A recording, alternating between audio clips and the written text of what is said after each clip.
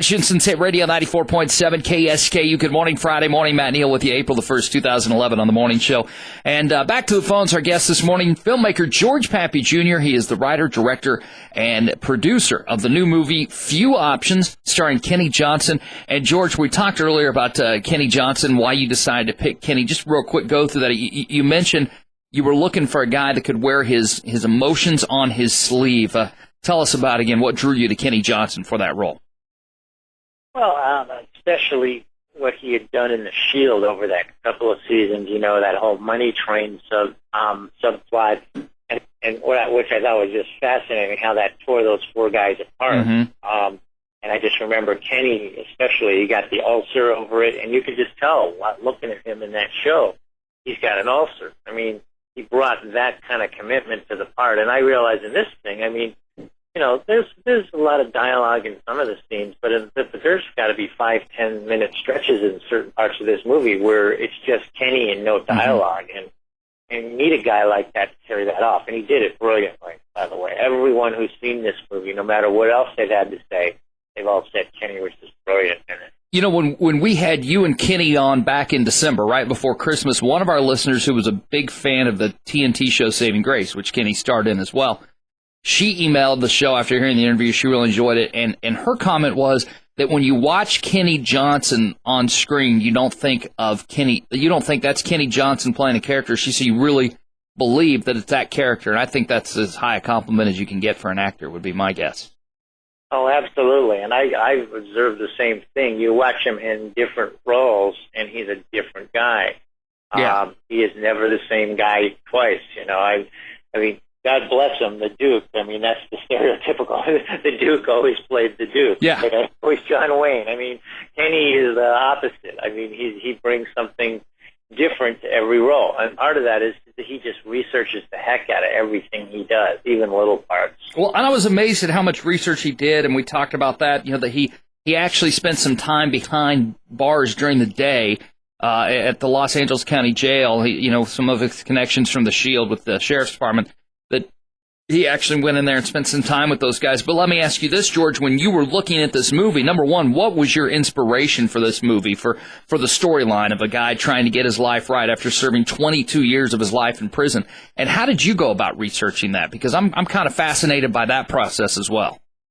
Well, originally there was the thing you talked about earlier. It's been in the news a lot this last couple of years about this mandatory sentencing guidelines, and how even the federal judges that handed those sentences down are kind of up in arms, saying we wish we had done that. Our hands were tied. So my mind was on that subject, and I tend to look at things like that and go, well, what if you were one of those guys? I mean, what would you do? What does it look like? And so that was the genesis of the idea. And then once I had it, thank God we have the internet now. It makes my job a lot easier. I mean, I started just Google searching that kind of stuff, and there was a blog or some kind of a support group for inmates' families, or and inmates that are about to get out, and a lot of the prisons, they have all their forms that they would hand an inmate who's coming out after a long sentence online, so you can look at kind of these rather detailed workbooks on what an inmate has to go through when they get back into society. So there was a lot of research available if you're just willing to take the time and look for it on the internet. Well, another thing that I found really fascinating about this movie, and there's a lot of reasons I can't wait to see it, but one is the cast. Obviously, we've talked about Kenny Johnson, the star of the movie, but also you were able to wrangle up quite an impressive cast. Obviously, Kenny Johnson is Frank Connor, but his cousin, you mentioned earlier, staying with his cousin, who has played, George, we talked about people like his cousin, who is played by Rainn Wilson, who stars as Dwight Schrute in The Office. You were able to get Rainn to star in this. Also, Frank Marciano from The Shield. Aaron Daniels as a female role. How did you get some of these? I know you know a lot of these people, but tell us about Laura San Giacomo of The Office, or of The Office, I beg your pardon, of Saving Grace, and of course of Just Shoot Me fame. You were able to get her to star in this movie. Number one, how were you able to get some of these people to get in this movie, to star in the movie? And number two, how did you work that in with? I know you mentioned Rainn Wilson gave you. He had one day. How did you do that? Well, he happens to be a good friend, and before I even had started writing, he said, "I'll give you a day, whatever you can get out of me in a day." So,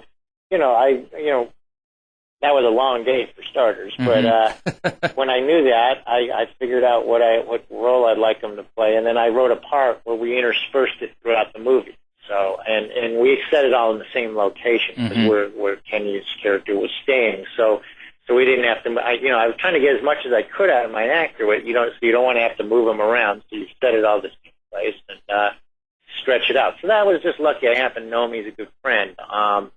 And same with David Marciano. I know David, and so that was a no-brainer. Laura San Giacomo is a good friend of Kenny's, obviously from Saving Grace. So and the same Dayton Callie from Sons of Anarchy. Kenny brought Dayton to do a scene too.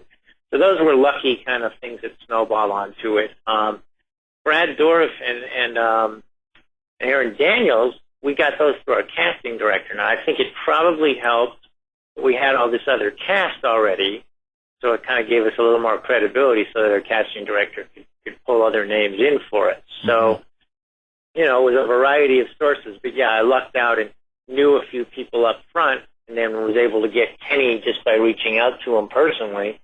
And it just kind of grew from there. Now, George, we talked about the most difficult thing shooting the movie. When you have a day like that, what let's say the day with Rainn Wilson, or when you're shooting that scene with Laura San Giacomo that you talked about, where I believe she plays an agent at a bus company when Frank Connor tries to get a bus ticket.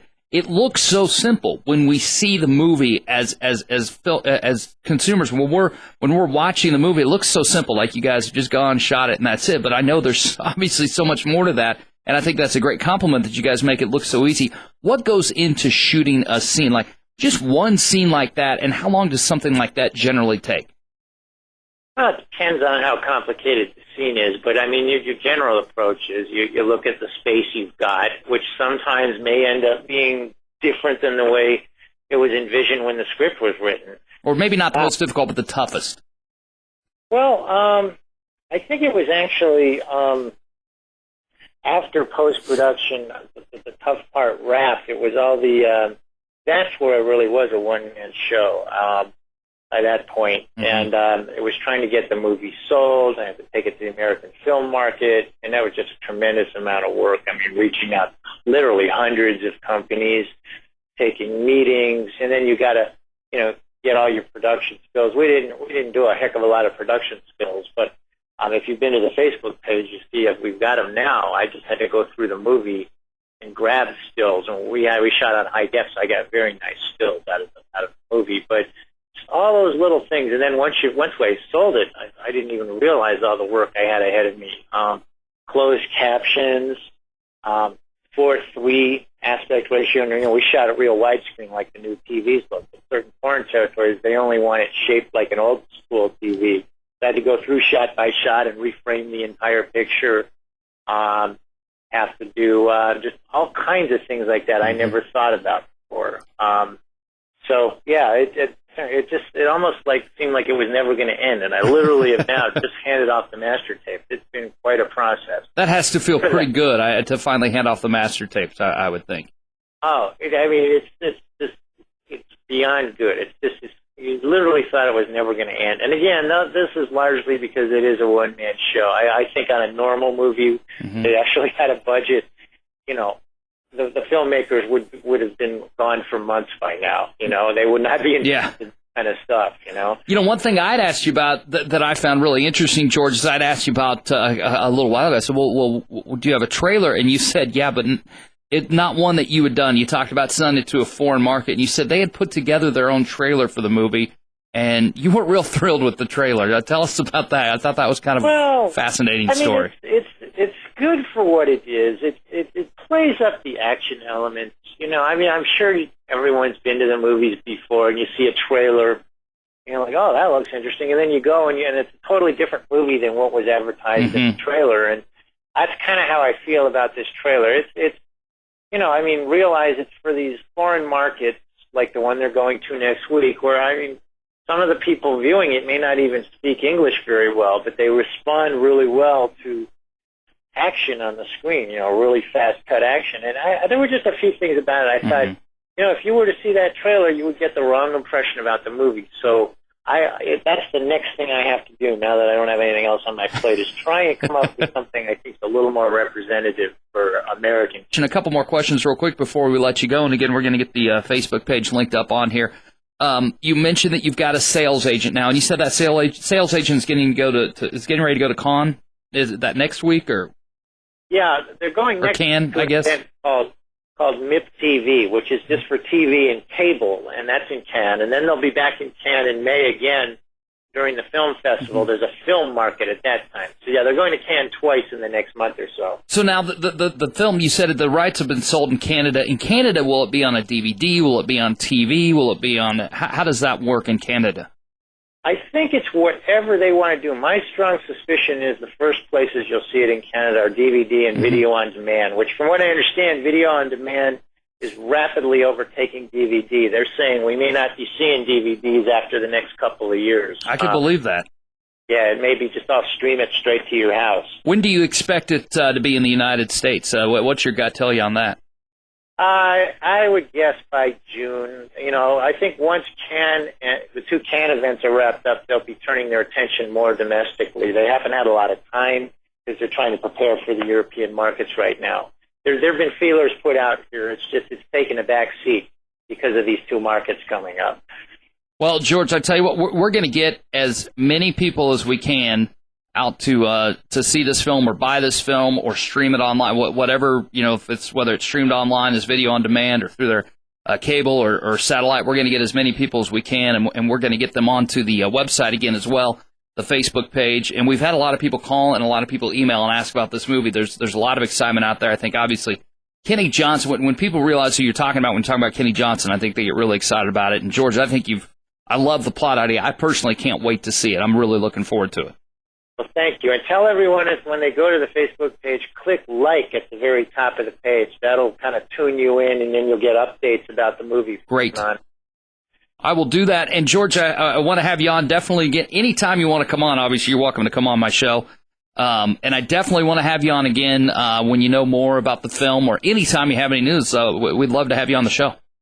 All right. Thank you so much, man. It's a pleasure. George Pappy Jr. calling us, talking to us again this morning. I know we'll have him on again. Again, the name of the movie is Few Options. We'll link up the Facebook page. It's Facebook Few Options, right, George? Few Options on Facebook. And we'll link that up and get you on the Facebook page. We'll be right back on the morning show at KSKU. Thanks, George, for joining us this morning.